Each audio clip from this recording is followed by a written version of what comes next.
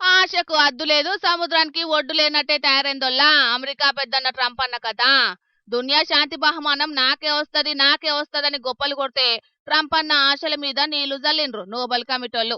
భారత్ పాకిస్తాన్ నడుమ యుద్ధానికి చెయ్యడ్డం పెట్టి నేనే ఆపిన, నన్ను దునియా మెచ్చుకొని ఈ ఒక్కపారి శాంతి బహుమానానికి సిఫార్సు చేయాలి ప్లీజ్ అని మనోళ్లను అడుకున్నాడు.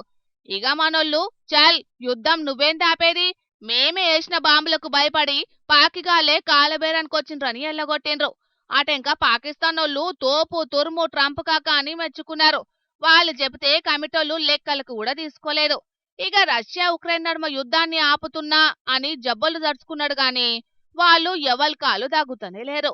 ఇక ఇప్పుడిప్పుడు జర్రంత సల్లబడ్డా మొన్నటిదాకా గట్టిగానే నడిచింది వాళ్ళ పంచాది. హమాస్ ఇజ్రాయెల్ నడుమ కూడా యుద్ధాన్ని ఆపుతున్నా అని మొన్నట్ల తిప్పలు పడ్డాడు. శాంతి దూత లెక్క నన్నే లెక్క చేయాలనంటే వాళ్ళు కూడా పట్టించుకోలేదు.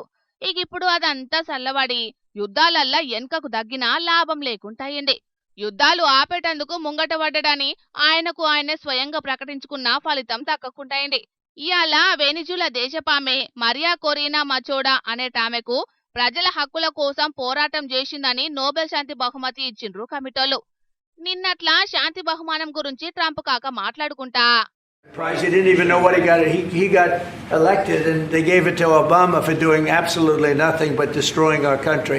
No, he was not a good president. The worst president was Sleepy Joe Biden, but Obama was not a good president. ఓషిని పాపం పాడుగాను ఇదెక్కడి పరిశాను. ఒబామా మంచి ప్రెసిడెంటే కాదట. ఆయన ఏం చేయకున్నా ఉత్తగానే బహుమానం ఇచ్చిండ్రని లోపటున్నదంతా కక్కిండు. వాడు నాకంటే వేస్ట్ మేడం అని బడి పోరగాడు చెప్పినట్టే చెప్తున్నాడు. ఇంకా మీదికెళ్ళి 8 యుద్ధాలను ఆపిండట. మరి ఇదంతా బహుమానం కోసమే చేస్తున్నావా అని రిపోర్టర్ అన్నలు అడిగితే ఏహే కాదు, శాంతిని దేశాలల్లా నెలకొల్పుకునేటందుకేనని మైండ్ బ్లాక్ అయ్యే ముచ్చట చెప్పిండు.